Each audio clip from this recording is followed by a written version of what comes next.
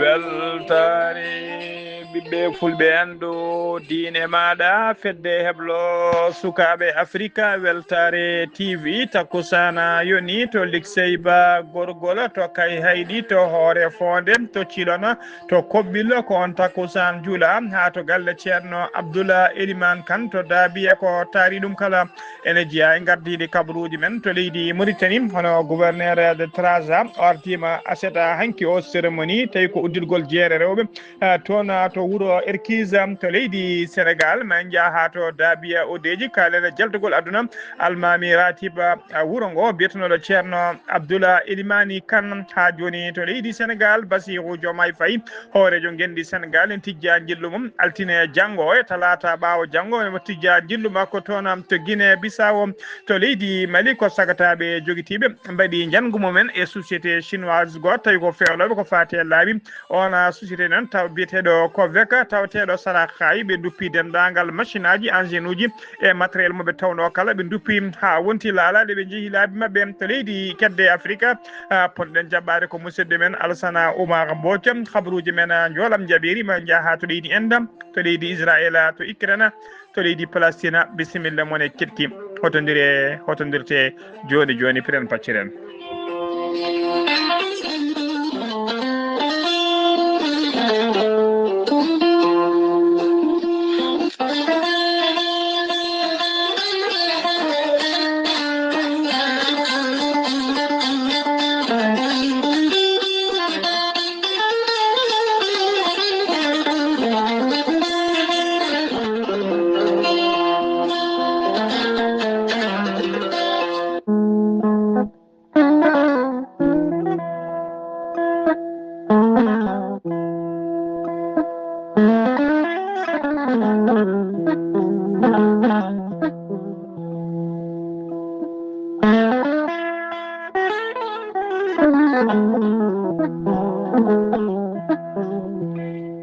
aadi bil aadi salade aadi ɓuuri firtude aadi ceerno Amadou Tidiane Diallo gorko mo melga wuuro jinneje wi ko firtata aadi mo aadidira jande weltare ɓiɓɓe fulɓe andu diine maɗa weltare TV ceerno Amadou Tidiane Diallo gorko mo melga wuuro jinneji ko gando bindi laaɓaɗo leɗɗe jaadinde ɓalawale darwal kala ceerno Amadou Tidiane Diallo ko wittiyanke gando tawɗo gandale bamum gorko mo melga wuuro jinneji Allah luɓirimo gandal omo safar rafiji kewɗi ɗi jiiɗa ciirol ko wayno kista fibrom dagam sita rewɓe ronkoɓe sowade rewɓe dartaraɓe e rewɓe wonduɓe gorko cheyɗani kala ceerno Amadou Tidiane Diallo ene yawrana ɓen wonduɓe koyɗe musoje keeceji musoje ɓalli ƴakkoji e ɓalli guloji kala gorko mo melga wuuro jinneji Allah luɓirimo gandal dendagal rafi mbawɗa wondude so tawi oɗon maldana ko balle tati mbiya alhamdoulillahi rabbil alamina ceerno Amadou Tidiane Diallo gorko mo melga wuuro jinneji e nder wittoji makko omo yiiti hen leɗɗe ko fade safara estomac no wawno fodde kala an moɗɗo poɗɗe jarɗo siroji ha tampi sa jokkodiri e makko joni joni e nder balle tati ceerta estomac ha laaɓa kadi mbatta ñamde mbatta yarde kala ko kajeɗa ceerno Amadou Tidiane Diallo gorko mo malga wuuro jinneji ne yawna ɓe wonduɓe prostate hay sinno prostate ma koko ɓurno ha ala ko heddi so wonani seeke son jokkodiri rokkuma leɗɗe e nder balɗe tati mbiya alhamdulillah gorko mo melga wuuro jinneji ene jogui ene yawrana ɓen ustaraɓe gorago yawɓe yitade koye men e jippiɓe e leecce kala ceerno Amadou Tidiane Diallo gorko mo melga wuuro jinneji ko jaadinɗo ɓallowal e danwal kala gorko mo melga wuuro jinneji ko fate ɓen ustaraɓe gorago yawɓe yitade koye men e jippiɓe e leecce kala mo jogui leɗɗe tawi ko leɗɗe e fannuji ɗiɗi hen façon goto wiyete ko meeɗi moosa façon goɗɗo o wiyete ko yeddi ƴeewa gorko mo melga wuro jinneji ko labdo riidu kommalaɗo wune caggal nde ummi toon to Madina Dakar Madina Gounass o rewoyta Dakar e oɗo saaha jomumen tawe to Nouakchott lamro ko gendi Mauritanie sa yiiɗi jokkodirde gorko mo melga wuro jinneji numéro makko leydi Mauritanie mbatta ko 46 94 21 91 numéro makko leydi France WhatsApp on yahano hannirta ni mbatta ko 00 336 04 04 66 27 gorko mo melga wuro jinneji base makko ne tawe to Dakar en tawi ɗon min yiko ne wiye Abdoulaye Diallo numéro mo mbatta ko 77 714 94 15 ceerno Amadou Tijani Diallo base makko ne tawe to Dagana ha to Rosso Mauritanie kala en tawi ɗon ɓi nene makko ne wiye ceerno Amadou Dia gorko mo leeraɓe sa yiiɗi hebde ko fati leɗɗe goragu ko fati leɗɗe estomac ko fati leɗɗe koyɗe musoje e ɓalli ƴakkoji kala sa jokkodiri e makko oɗo numéro ma heeɓa hano hannirta ni mbatta ko 77 537 79 28 ceerno Amadou Tijani Diallo ko labɗo reedu kommalaɗo wune koni wiɗo sanne sanne e oɗo saaha mo tawi to Nouakchott to galle makko leegal Samia ko étage ne huccite usine plâtre ceerno Amadou Tijani Diallo mbadden dando faade makko.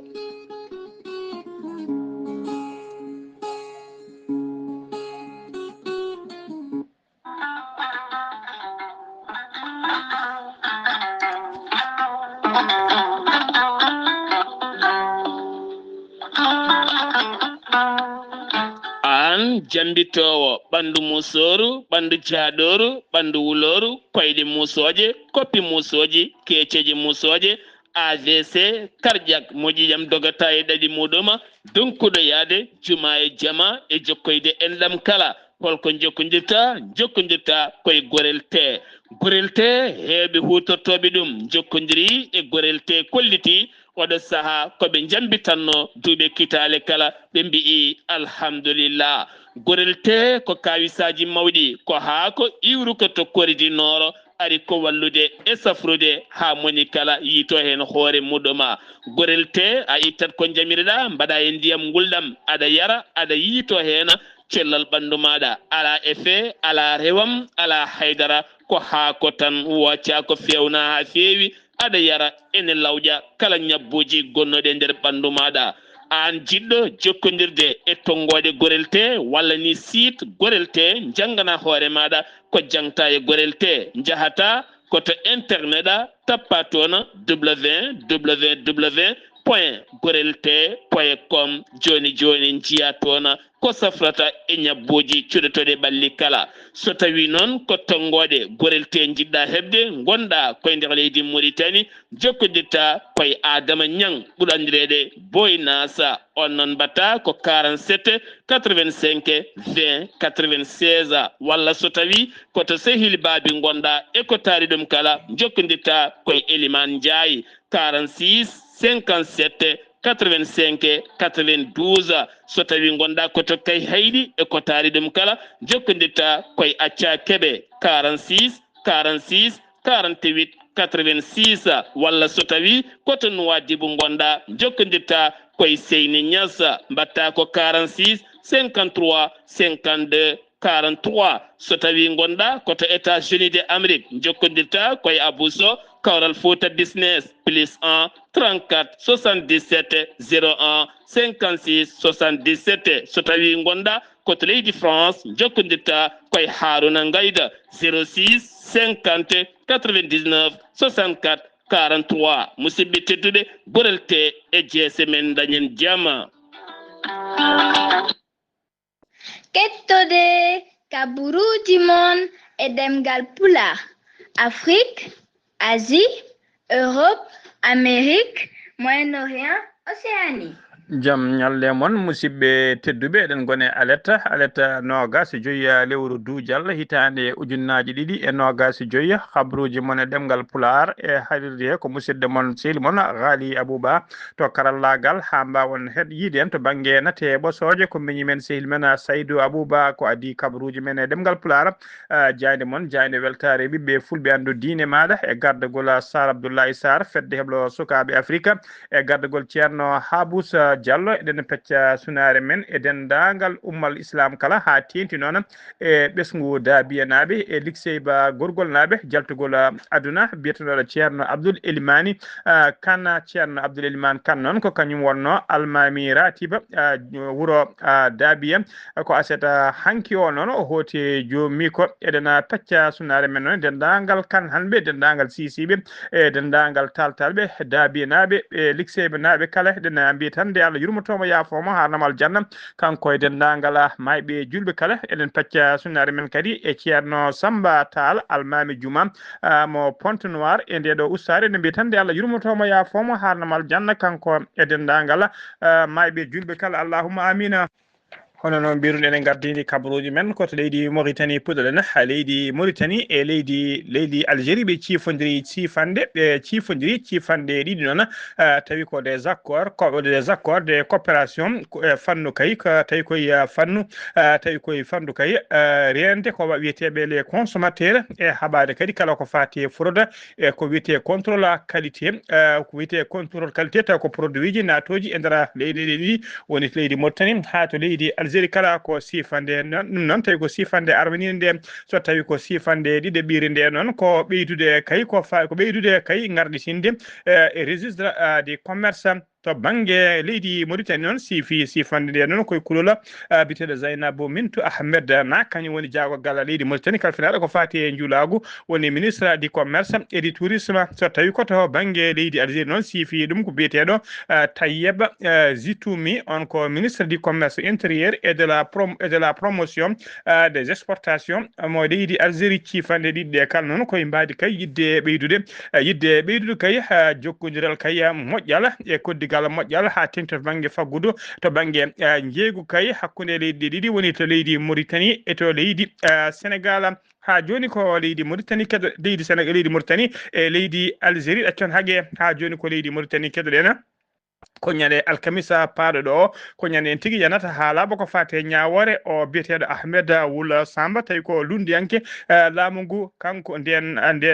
Ahmed Samba noon dari tigui nde Ahmed Samba dari yesso parquet noon parquet namdinoma kay nde namdinoma nde watte ko wiyete peine maximale yo fawe e makko Ahmed Wula Samba noon mbiɗen ko lundiyanke o nanga kay ko lundiyanke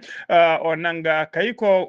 mona nanganomo soka tawi kadi ko mona nanga non tawi ko konngudi musɗo sunno faade hoolejo leydi ndi faade gouvernement mum kala woni jagorde golloto so wiide kay wonde gouvernement o ko gouvernement raciste woni tigui ko gouvernement leñamago e heedago ha joni ko leydi Mauritanie keɗen police mo Nouakchott uddi aseta hanki o restaurant biteɗo Palacio tawateɗo e nder wonki Nouakchott to legal bitegal Tafrek Zeyna jamma aseta hanki o noon police ari ene arde nene mum jooma restaurant o dartinde kay ko fati jeygol matériel kewɗo kay tawi ko matériel gonnoɗo e restaurant o puɗɗiɗo yeeyede ɗum kadi ko fuɗɗi jolnede autoji ne nawe caggal jooma restaurant o feccirno marchandise bagage uji kewɗi e nder restaurant o rokkiɗo kay golla yoga e gollotoɓe makko kanko fadde noon e hello makko Facebook noon kanko jooma restaurant o windiɗo tigui wonde kay oɗo restaurant o uddi ɗum ha laaɓi kay wonde kadi o tourni on page o ɗaminaki ruttade hen en ceɓani noon andude holko saabi kay ko laamu ngu ene yamira uddugol oɗon restaurant ha joni ko leydi Mauritanie keɗoɗen jeena ha to Irkise hono gouverneur région de Trarza biteɗo Ahmed Naside be ardima aseta hanki o nogas ne yiya lewru mai hitande ujunnaji ɗiɗi e nogas joyyi cérémonie tawi ko uddidgol cérémonie noon tawi ko inauguration uddidgol jeere wiyetede jeere rewɓe woni marché des femmes e nder wuuro Irkise marché des femmes noon ko initiative waɗi tigui koye miijo koye darde walla koɗo jomma ngalu tawi ko joom ngalu biteɗo Ahmed Wul Salem kañum tigui mahi nde toon mahi ndeɗo jeere tawi ko witede jeere des femmes jeere rewɓe tawaten toon to Irkise e nder jeere he noon tawe hen nogas jeegom boutique tawi nogas jeegom boutique ne tawe hen tawi kadi ko jeere wande matériel timmude no fewi woni mujibu jeere nde noon ko beele kay rewɓe ne mbawa gollanade koye mumen mbawana koye men beele kadi no usta wasam gollago rewɓe e nder leydi he tenti noon toon to Irkise yidde makko kadi ko wadde ko wiyete l'autonomisation économique des femmes ha joni khabruji men demgal pular ha joko on fannu kedden kanko Mohamed kanko biteɗo Mohamed Ahmed Doua on ko kañum woni maire Erkis non o holliri hen weltare makko mawni no fewi kay e ngoɗo miijo e ɗeɗo jeere tawi ko jeere rewɓe udditande ko noon kadi biteɗo Khadija Cheikh kañum woni hoorejo fedde rewɓe toon to Erkis kanko e dow inde rewɓe kala o holliri hen weltare mabɓe mawni no fewi kay faade miijo oɗo joom galu uddiɗo ndeɗo jeere kay taw ko garɗinde fewi gam yidde kay faabade wallude rewɓe ha rewɓe mbawana koye men kadi usto e wasam gollago ha joni habruji men demgal pulara senumi toon to Erkis koto Rosso tacciten payen to leydi Sénégal commissariat de police ɓe Pikine ɓe mbaɗino opération tawi ɓe mbaddi opération koye commissariat arrondissement mo Thiaroye ɗum wonno ko guila ñande alkamisa nogas ɗiɗi lewru mai ndu gonɗen ndu ɓe jiiti noon ɓe pirti réseau taw ko fedde wuyɓe dartonnoɓe kay wujjude motoji janani ɓe jaaha ɓe jeeya ɓe teɓima noon fedde nde ko sagataɓe nayo ɓe tawatama noon sappo e goho moto tawi ko motoji gujjaɗi ha joni koye on fannu keddoɗen to grand Yoff toon e police yiiti toon firti réseau tawi ko réseau dardonnoɓe ko fate trafic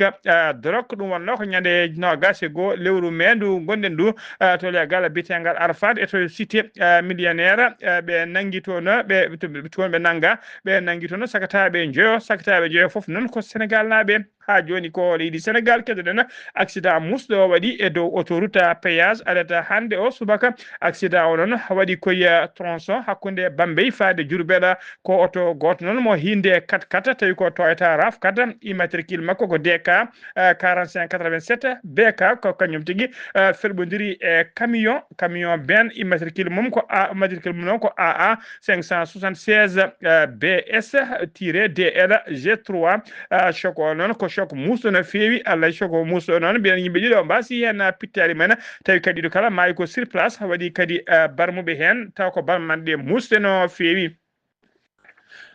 tawi ko barmanɗe musɗe no fewi ko ɗum noon koni koɓe faabu noon kañumen tigui gaari ɗon kay ko ɓuuri yawde notiti kay ko ɓuuri yawde e yaccade on accident mbawde kay ƴettude dendagal gañiɓe barmuɓe kala gam yidde faabade ɗumen ha joni koto leydi Sénégal keddoɗen Bassirou Diomaye Faye kañum woni hoolejo gendi Sénégal omo tijja jillu makko balle ɗiɗi noon to Guinée Bissau jillu ngu noon ko ñande nogas jeegom woni ñalawma janggo e nogas jeeɗiɗi e ɓaawo janggo toon to Guinée Bissau ko jillu noon tawi ko jillu gollal kono kadi ko jillu cehilagal yidde ɓeydude kay ñastade cehilagal kay e koddigal moƴƴal hakkude leydi Sénégal e dendagal leyɗe ɗe koddikala ha joni ko leydi Sénégal keddoɗen Ousmane Sonko kañum woni hoore jagoɗɗo leydi Sénégal ko mawɗo kadi landa Pastef o wawi noon kanko e Amadou Ba ko lundiyanke gonnoɗo kay candidat présidentiel mo ɗaftidinoɗo kay candidat présidentiel e sumgoji ɓennuɗi kañum tigui ɓe mbawi fottude tigui ɓe pottiti e nder cérémonie goto tawi on cérémonie noon ko présentation de livre tawi ko deftere wiyetede 50 ans d'architecture ko deftere ɗon de Pierre Atapia kañum tigui windi nde ɗon deftere e nder cérémonie honon ɓe mbawi yidirde toon tawdirde toon ɓe calmodiri kay rokkodiri juuɗe kay no sehilaɓe tigui yiɗidirɓe wayruɓe yidirde kay hono mbaɗata ni ɓe calmodiri tigui taw ko calminaɗi tiiɗi no fewi monen mabɓe foof kadi ene holliri tigui belamma mum e pottal hakkude mabɓe Ousmane Sonko noon ne jala ene nangue junggo makko ene wiya ha yo ɗum de ko sehilam nden woni ko sehilam tiiɗo mon ex frère on noon tawa kadi ene wondi e jaleɗe on vidéo noon yimɓe hewɓe filmi ɗum wawi sarede no fewi e nder réseau sociaux ji ha joni habruji men ɗemgal pular to leydi Sénégal ha joni kedone bureau politique landa socialiste woni landa wiyeteka PS ɓe mbaɗino batu mabɓe aseta hanki o no gasena lewru mai on batu noon ɓe mbaɗi ɗum koto galle biteɗo galle woni maison Léopold Sédar Senghor woni galle Léopold Sédar Senghor ɓe jewti toon ko heewi noon ko fati e gonka landa ka e ko fati e gonka leydi ndi e oɗo saaha e nder jonde he noon ɓe kawri kaye wonde landa ka ma ya notiyade ma tawtore kaye noddago ho leydi noddi ko fati e kaldigal woni dialogue national mo Bassirou Diomaye Faye eri tawi ngal kaldigal fuɗɗoto ko no gas jeetati lewru mai 2025 ɓe kolliri noon wonde dialogue kay ko hunde moƴƴere no fewi ittone kay ñonkoto kewɗe e nder ɓerɗe yimɓe ɓe koɓe kolliri noon ɓe jamiri noon e ndara batu he ɓe dokki yamirode kay ndimagu faade kay gardiɗo landa ka woni secrétaire général mabɓe kolal kuuɓa landa ka nde wawata suɓade kay tawi ko yimɓe ɓena yimɓe noon tawi ko yahoɓe kay notoyade to tawtoriyede dialogue o tawi yahata ko dow inde PS kala ko dow inde landa ka spécificité don ɓe e ndara batu he noon ha joni noon eɓe ciftina bandiraɓe ɓe gandi ɗumen kadi ha joni wonde PS landa parti socialiste ha joni ko landa lunda ko landa lunda noon gonka kay ferme sur ses principes ha joni habruji men ɗemgal pular to leydi Sénégal ha joni keddoɗen caggal kay nde landa APR hollirno kay wonde kay hayti tawtoriyede dialogue woni kaldigal dialogue national kaldigal ngal Bassirou Diomaye Faye hoore ndi noddi ngal kaldigal ɗamningal wadde ñande nogas jeetati lewru mai ɗum noon tawi kadi ɓe kolliri kay addanta ɓe salade noon ko ɓaade kay yimɓe mabɓe nana ɓuura dolen toññane nangga ene coka e kala saaha kadi yimɓe ne ƴetto gardinoɗo landa ka hono gonɗoɗo hoore leydi ndi e yaadi mom ne ƴette kala saaha ene ñiŋe walla jingande ɓe kolliri kamɓene ɓe mbawata tawtoriyede ɓaade kay ɗum ne hedde leydi he mbawata tawtoriyede ngal ɗon kaldigal koye ndin mbaadi noon biteɗo Talla Sylla gardiɗo landa wiyete ko alliance Jeff Jela windi ɓatake tawi ko ɓatake udditiɗe woni lettre ouverte faade Macky Sall lettre o noon ko ñagade kay e namdade sehila makko kay nde noddi sehil makko kay hono Macky Sall nde tinnoto tigui wawa kay arde nde tinnoto tigui taw ene wawa tigui yamirde APR woni landa ka o ardi ka APR nde mbawa tawtorede kay ko fati e dialogue national woni kaldigal ngal o wi noon wonde dialogue national ko gueɗe kay ɗe Macky Sall ɓurno darnade no fewi e nder histoire politique leydi Sénégal kanko Talla Sylla noon e nder o holliri tigui e nder ɓatake he wonde kay dialogue national tan ko kañum tan wawi ɓeydude ko fati e paix woni deyre ko fati e démocratie woni tigui potal e ko fati tigui e intérêt supérieur de la nation ko ɓeydat tigui leydi ndi kala ɗum noon mo eri sehila makko hono Macky Sall nde tinnoto kay daro yamire kay dendagal addiɓe landa APR kala nde wawata wawde tawtorede ngal ɗon kaldigal woni dialogue national ɗaminiɗo wadde ñande nogas jeetati lewru mai ndu gonɗen ɗum ha joni ko leydi Sénégal keddoɗen to legal bitegal nema de tawate ko nder Ziguinchor ko tana musɗo waɗi toon aset hanki nogas nayya lewru mai hitande ujunnaje ɗiɗi e nogas joyyi ko bandiraɗo debbo e bandum gorko tawi kadi ko bandiraɗo debbo woni mawɗo kamɓe ɗiɗo kamno e nder haare nde noon haare nde musino fewi ko ɗon bandiraɗo debbo ƴetti laaɓi o yiwi bandiraɗo gorko o tawi ko juwande kewɗe no fewi ko ɗon bandiraɗo gorko o yani e saaha kay suutane na ronda tigui nawe to cuuɗi cafriɗi ko to hen wasi fittande mum suka bandiraɗo gorko baraɗo on yaara duuɓi sappo e jeeɗiɗi tawi ko bandiraɗo debbo barɗo bandum gorko o mo yaara duuɓi nogas o wiyama teeɓa ewɗo saaha joni omona soka to commissariat mo Ziguinchor e mbadi garde à vue ɗo so goƴuɗa ala jokke makko ko adi kay komo ɓennine to galle mawɗo to ha joni kabaruji men ɗemgal pular to leydi Sénégal ha joni kettoɗen hono no mbiruɗen en gardini kabaruji men daabiya o deeje ko taarium kala tawi sunare mawde no fewi guila aseta hanki nogas e nayya lewru mai hitande ujunnaje ɗiɗi e nogas e joyyi tawi ko jaltugol aduna biyetenoɗo imam tawi ko imam ratib wuuro ngo biyetenoɗo ceerno Abdoul Elimane Kane ko aseta hanki ki hiɗo o yalti aduna eɗen ñaago tan de Allah yurmotomo yaafoma harnamo aljanna kanko e dendagal mayɓe julɓe kala allahumma amina kabaruji men ɗemgal pulara ceerno mima toon to daabiya uddeji koto leydi Mali paaɗen aseta hanki nogas e nayyi lewru duujala hitande ujunnaje ɗiɗi e nogas e joyyi ko sagataɓe joguitiɓe mbaɗi jangu mumen site entreprise goto tawi ko entreprise chinoise woni société chinoise goto tawa kadi koto nokku biteɗo Tringa Marena ene tawi dow lawol Bamako faade hay ɓe duppi noon dendagal machine aji guila e garadier uji ha e caterpillar uji ha e grue woni tigui ɓe tawi ɗon e porchar uji koɓe tawi ɗon dendagal matériel mo rulla moɓe tawno ɗon ɓe mbawi tigui duppude ɗum ha wonti laalade ɓe kalat ɗon kadi ɓe paye koye dépôt o ɓe mbawi duppude dendagal stock moɓe tawno ɗon ɓe bonni ɗum ko bonande musde no fewi janggo ngu noon waɗi tigui nokkuma waɗi o ko capanɗe 7 kilométre hakkude mum e Haay ko temedere capanɗe 7 kilométre hakkude muɗum e Kidira woni tigui waɗɗari Kidira noon kañum woni keerol hakkude leydi Mali e leydi Sénégal janggo ngu noon saabima fayre mawde no fewi wonande haynaɓe kala ha tenti noon e diwan Sénégal tawi ko ɓattiɓe keerol ngol eɗade kayde laamu ngu ɓeydata ndenka e kisal tekkinde ndenka e kisal kay gam faddade janguji sebbitiɓe baɗini ha joni ko leydi Sénégal leydi ha joni ko to leydi Mali keɗoɗen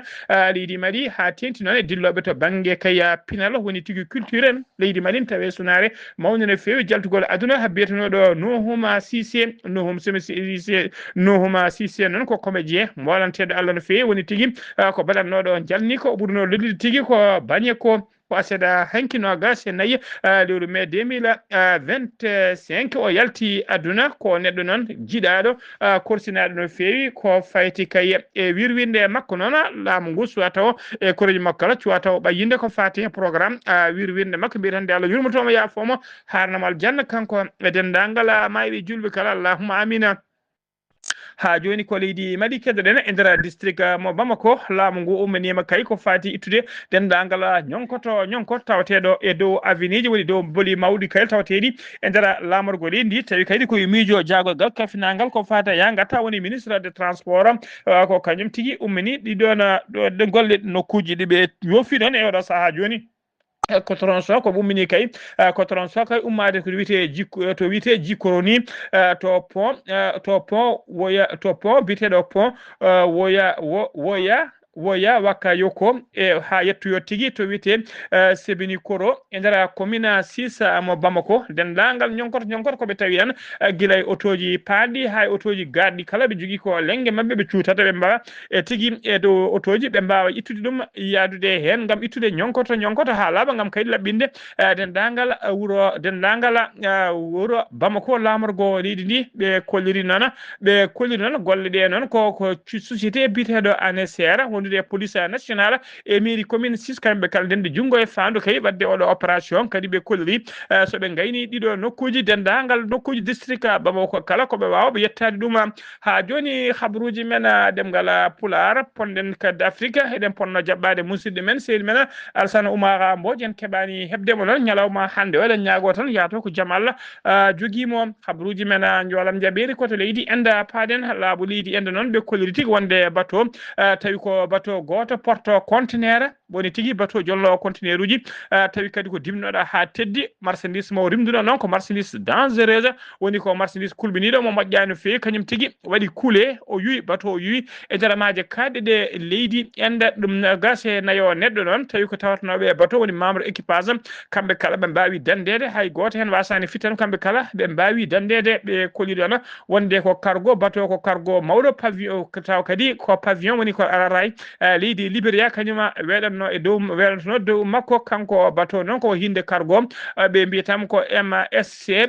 Elsa 3 ko bateau mawɗo no fewi saabu bateau o juutedi makko ko 1.64 métre koto leydi Israël paaɗen armée leydi Israël ɓe kolliri tigui wonde ɓe teɓɓima missile tawi ko missile beddanoɗo kay ummoriɗo do beddanoɗo kay tawi ummori koto Yemen on missile noon toɓɓuno tigui ko Jérusalem e nder leydi mabɓe ɗum ko alata hande o missile o noon ɓe kolliri wawani yettade to yinnoto koto leydi Ukraine paaɗena to hirnangue leydi Ukraine yimɓe nayo mbasi pittali mumen tawi koye bombardement mo leydi Russie waɗi e nder région biteɗo région mo Khamelnytskyi ɗum noon ko jamma hanki o ɗum waɗi noon yimɓe joyo wasɓe hen pittali men koto leydi Palestine paaɗena e nder bombardement mo koninkoɓe leydi Israël mbaɗi toon to Gaza yimɓe sukaɓe nayo tawi ko waɗi ko famille goto sukaɓe nayo ɓe foof noon couple o woni gorko e debbo kala ko docteur eɓe safroɓe kay gañiɓe ɓe cellani e nder leydi he ko sukaɓe mabɓe nayo noon sukaɓe mabɓe jeenayo mbara e bombardement mo leydi Israël waɗi toon to bande Gaza tawi koye ngol o wuuro wiyetengo Khan Younes musidɓe tedduɓe gasi ha laaɓi cer ko ɗum ɗo wonno ko min tongan noon habaruji mon e ɗemgal Pulaar e sawto he ko musidɗo moon sehil mon Ghali Abouba to karallagal ha mbawon yiide en ɗo banggue nete ɓossoje ko Saydou Abouba kedde Afrique ponɗen jaɓɓade ko musidɗo men Alassane Oumar Mbodj yo jaam Allah jogomi jogo on